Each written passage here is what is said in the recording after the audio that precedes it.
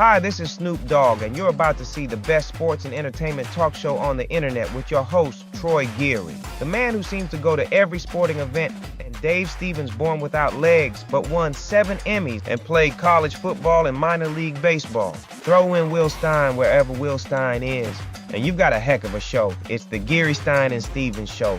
Faux shizzle.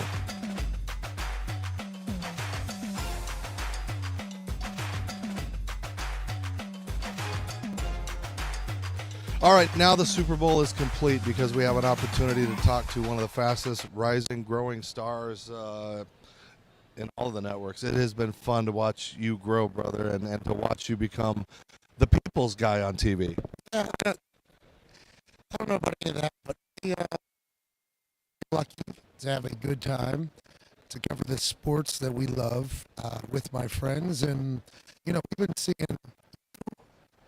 a little set at one point, roaming around, trying to get the lay of the land. Now we have this absurd stuff here with ESPN helping. It's been pretty cool. And every time we get here, it's like a nice celebration of the season that was, but then also it's a nice little reminiscence on the times we've spent trying to build this thing. So we're trying to enjoy it all. It's always great to see you guys. The staples of Radio Row have become a beautiful thing. And I remember those first years where this loud guy was screaming, and I think all the old timers are going, "What the hell's going on over there? Why is he drawing his attention to himself?" But it was just your birth of this amazing star that was about to shine. Yeah, I mean, it's funny whenever people who talk on microphones for a living judge other people for trying to bring attention to themselves. I think that is a massive contradictory thing. But yeah, I'm a loud person naturally. I enjoy having a good time. I think us having a Wiz Khalifa concert at Radio Row, maybe not the best move. That was a little disrespectful. But yeah, we just kind of try to do our thing, and every time we get here in Radio Row, we try to enjoy it. And there's a lot of people in here that hate our guts. They have, even more so now that we're on ESPN. They hate us even more. But it's all about celebration of ball, and we just try to have a good time and ignore everybody. People don't like new, right, Troy? Is there anything you like? Any days that you have off that you can enjoy yourself? I know you got a vacation coming up, but you seem to be everywhere. WD on Monday, WWF on Monday, your show every day. So just kind of talk about when's that free? Yeah, so this season has been electrifying. Obviously we have the Monday through Friday show, game days on Saturdays. Then on Sunday I got to join NFL Network's Game Day Morning. And then whenever Raw went on Netflix, January 6th, started Monday Night Raw on Mondays. And then we had the simulcast of all the college football playoffs. So, I mean, there's been a lot. Yeah, my wife is a badass. My daughter is awesome. I try to be with her and them like the first hour and a half of the day for her and then the last hour and a half of the day. But obviously, weeks like this, I'm out of town for a few days straight. So, yeah, I just try to, at some point there's going to be no offers to do anything. And my wife understands that. My guys understand that. And it's like we just try to take advantage of every opportunity because at some point they're never going to come. And, yeah, next week I'm very excited. I going on a vacation next week. As I just heard, our audio board lost power. Going to have to figure that out. Going on vacation next week, start on Tuesday. I'll put the phone down for 4 or 5 days. Congrats, McQuaid. And Ireland just got a game. McQuaid, obviously Pro Football Ireland, walking by. But yeah, next week I'll put the phone down for like 4 or 5 days, hang out with the wife, the family, and shut it down. But I'll get antsy. Get back to it. I like working, and I don't really view this as work, so I try to stay busy as possible. You've broken the mold. Hunters aren't supposed to become famous. A trombone player becoming the leader of the band. I mean, do you pinch yourself of how exploded this show has? You've got a great crew. I know it's not just you, and you never take the credit. You have good dudes. Yeah, we got a great group of dudes that have been here since the beginning. You've seen them all literally since we got here. So we all kind of row in the same direction.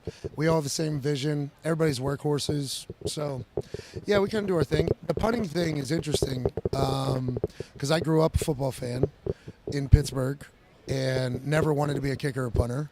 Played all-time quarterback in the neighborhood games. Matt, you look incredible. You look good. Great work this year. No problem. Matt Patricia walks by. He looks unbelievable. Look how good he looks. Look how good Matt Patricia looks. Coach, you look unbelievable. Are you here all day? Good to see you. You should try to come swing by. Okay, all right, good. Yeah, sounds good. Like, I understand the people that don't love kickers and punters, because physically, much easier job than every other position. The day-to-day, much easier than every other position. The importance on the game, much less than everybody else. But I was lucky to have a front row seat, watching how teams operate, how players operate. I was on a team that was almost completely undefeated. I was on a team that was almost completely defeated. Although my roles on those teams were small, I at least got to be there. So, like, my experience is getting to know everybody, watch how the building works. I think it actually helps me that I was a punter. And, I never tried to make people respect me for being a punter. I just appreciate that my knowledge from being a punter has definitely helped. You've always been flamboyant and having fun on the field. I mean, I saw that Fiesta Bowl interview when you talked to Coach. I mean, have you always been like that? Just kind of outgoing and, even when you're punting with the Colts, I would see video of you just doing stuff on the sidelines, keeping, people up and getting the smiles on people's faces. Yeah, so I think I've always been, I appreciate you noticing all those things, and thank you for watching the Fiesta Bowl interviews there. That was like the beginning of it. Local... I went this year, so they were talking. I should remember. It's local Morgantown News Network gave me the microphone, which is very cool of them to do that. So I always had pretty crazy ADD. I guess ADHD would later on become because I had great energy as well. Part of our family. Bingo, yeah. So I never played video games. I never watched movies. I never watched TV outside of like wrestling and football. I didn't really watch much. So I was always out and about. So always high energy. Wow, what a legend. Good to see you, Boomer. So I've always had energy. I've always enjoyed having conversations with people. I've always enjoyed learning about people. I think every locker room or every team I've ever been on, I've enjoyed befriending everybody, learning about everybody, showing up for everybody. So yeah, I think I've always just kind of had energy. I think juice would be a good way to describe it. I think it's just, I've always been a wrestling fan. Life is a brother. Yeah, brother, especially this end of the year. I've looked at all the billboards. You got to get to work, but can you remind me of your rushing average again? So it's 9 yards a pop. You have one rush for 18 yards, one rush for 0 yards. You do some quick math, it's 9 yards a pop. Felt very athletic both times. One time I had a fumble, which I think is bullshit. I think I was down, but nobody did that. The other, I skirted for a first down. So I think it's like 9 yards a carry. I could 9 yards right now if I had to, though. Last question. Where are you in 10 years? Hopefully alive. That's the goal. I don't know, man. Everything that kind of happens is just kind of not very foreseeable. I got some cool shit coming that me and the boys are about to create, but everything is just like so.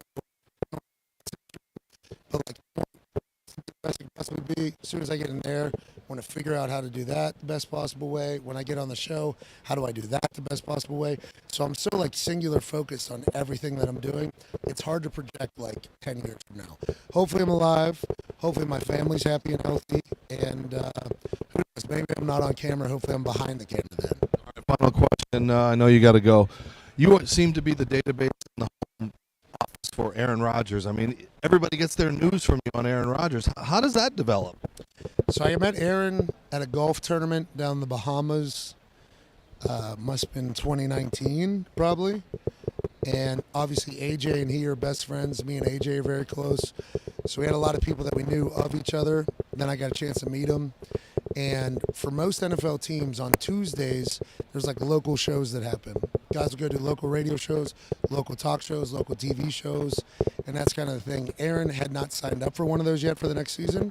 So I just said, hey, on Tuesday, why don't you come join us, and we'll do an internet show.